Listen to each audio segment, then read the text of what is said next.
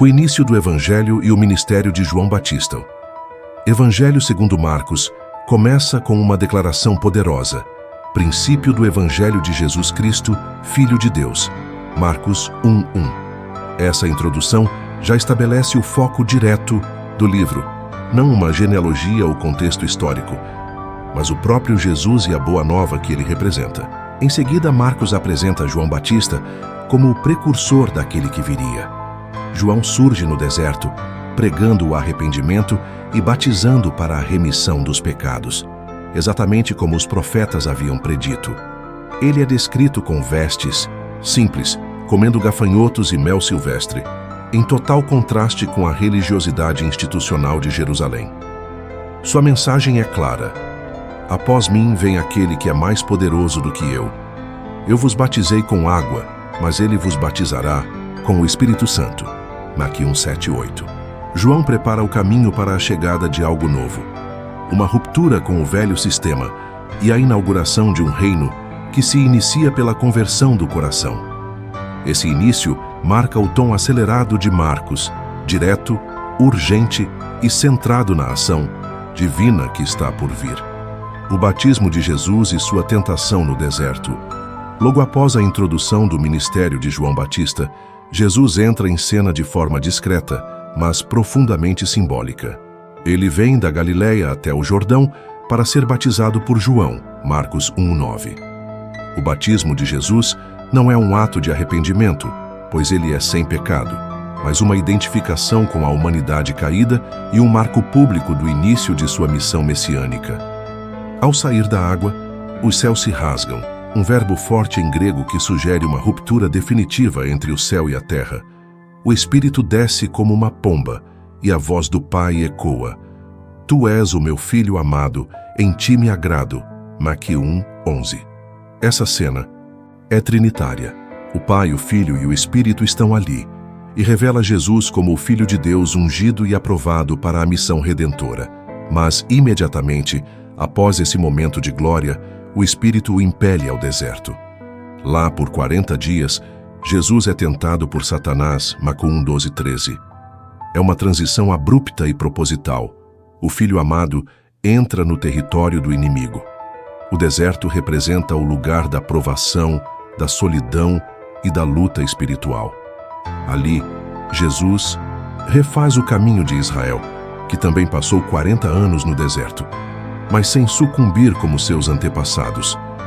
Ele está entre as feras, uma possível alusão ao caos, ao perigo ou à criação não redimida, e é servido por anjos, indicando que mesmo no sofrimento, Deus está presente. Esse breve relato de Marcos, embora mais enxuto que em outros evangelhos, já anuncia dois grandes temas: a identidade messiânica de Jesus e a natureza do seu caminho, que passa inevitavelmente pela obediência, sofrimento e confronto direto com o mal. O chamado dos primeiros discípulos, após vencer a tentação no deserto, Jesus inicia publicamente sua missão com uma proclamação central: o tempo está cumprido e o reino de Deus está próximo. Arrependam-se e creiam no Evangelho. Marcos 1:15. Essa é a síntese do seu ministério, uma convocação urgente à mudança de mente e coração, pois o governo divino está irrompendo no mundo. A partir daí, Marcos mostra Jesus não apenas pregando, mas formando um novo tipo de comunidade: o chamado dos discípulos. À beira do mar da Galileia, Jesus encontra Simão, de Pedro, e André lançando redes, e logo depois, Tiago e João, filhos de Zebedeu, consertando as suas. O chamado é direto, sem rodeios: sigam-me, e eu farei de vocês pescadores de homens. Marcos 1:17. O texto ressalta que eles deixaram imediatamente suas redes e o seguiram. Essa resposta imediata revela o impacto irresistível da presença de Jesus.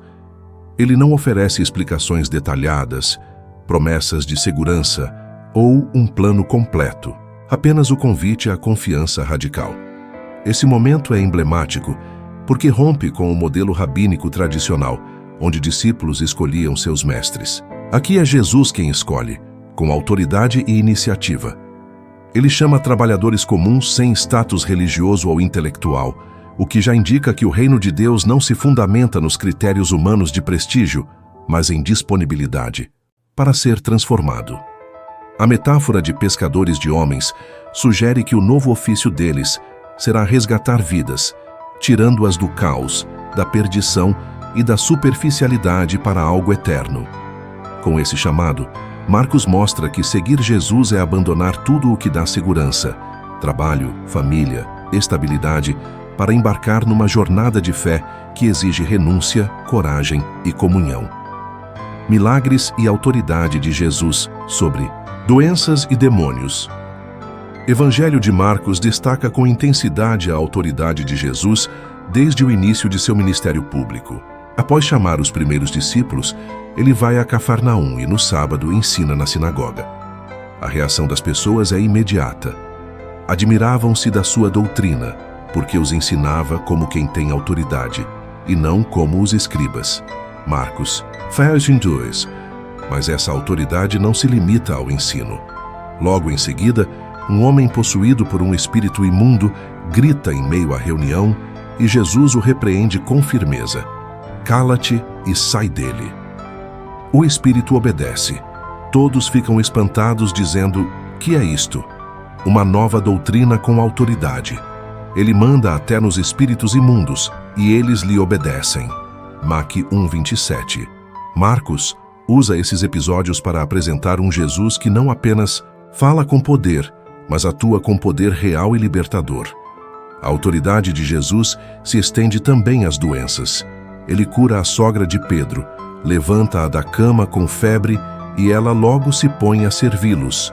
Mac 1:31. Depois disso, multidões começam a procurar Jesus trazendo enfermos e endemoniados. Ele cura muitos, mas também deixa claro que sua missão não é apenas curar, mas proclamar o reino. Vamos a outros lugares, às aldeias vizinhas, para que eu também pregue ali, pois foi para isso que eu vim. Mac 1:38. Essa fase inicial do ministério de Jesus mostra o impacto transformador da sua presença. Onde ele vai, o caos recua, enfermidades são vencidas, espíritos impuros são expulsos e pessoas marginalizadas voltam à vida plena.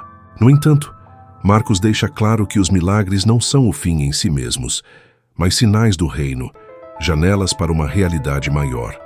A autoridade de Jesus não é apenas sobre o corpo e o mundo espiritual, mas sobre o tempo, o destino e a verdade. Ele é o Messias que não apenas consola, mas confronta o mal em todas as suas formas. Os conflitos com os fariseus e a religião tradicional, conforme o ministério de Jesus avança em Marcos, um novo elemento começa a ganhar força. O conflito com os líderes religiosos, especialmente os fariseus e escribas. Embora Jesus seja aclamado pelas multidões e visto como alguém cheio de autoridade, sua forma de agir e ensinar colide diretamente com os valores e as estruturas da religião oficial de seu tempo. Esses confrontos se intensificam a partir de uma série de episódios curtos, porém simbólicos. Um deles é a cura de um paralítico, Marcos 2:1-12, onde Jesus diz ao homem: "Os teus pecados estão perdoados." Os escribas imediatamente questionam em seus corações: quem pode perdoar pecados senão Deus? Aqui, o conflito não é apenas moral, mas teológico. Jesus está se colocando como alguém que tem autoridade divina, desafiando o monopólio religioso da casta sacerdotal. Outro momento significativo é quando ele chama Levi, Mateus, um cobrador de impostos, um homem desprezado pelos judeus por trabalhar para Roma. Jesus não apenas o chama, como se senta para comer com ele e outros pecadores. Isso escandaliza os fariseus que perguntam: por que ele come com cobradores de impostos e pecadores? Mac 2:16. A resposta de Jesus é uma das mais impactantes do Evangelho. Os sãos não precisam de médico, e sim os doentes. Eu não vim chamar justos, mas pecadores. Mac 2:17. Ele não veio reforçar um sistema excludente, mas trazer cura e reconciliação aos marginalizados. Marcos também mostra como Jesus rompe com regras religiosas externas, como o jejum e o sábado. Quando seus discípulos colhem espigas no sábado, os fariseus o acusam de desrespeitar a lei. Jesus responde que o sábado foi feito por causa do homem, e não o homem por causa do sábado, Meg 2:27, revelando que a verdadeira espiritualidade está a serviço da vida e não da opressão. Esses embates revelam um Jesus que confronta o coração endurecido da religiosidade vazia, aquela que se apega à forma, mas perde o sentido. Ele denuncia uma fé baseada no controle, no moralismo e no julgamento e anuncia um reino baseado em misericórdia, verdade e liberdade interior. É por isso que, a partir desse ponto, os líderes religiosos começam a tramar sua morte. O reino de Deus, que Jesus traz, ameaça o poder daqueles que se achavam guardiões de Deus.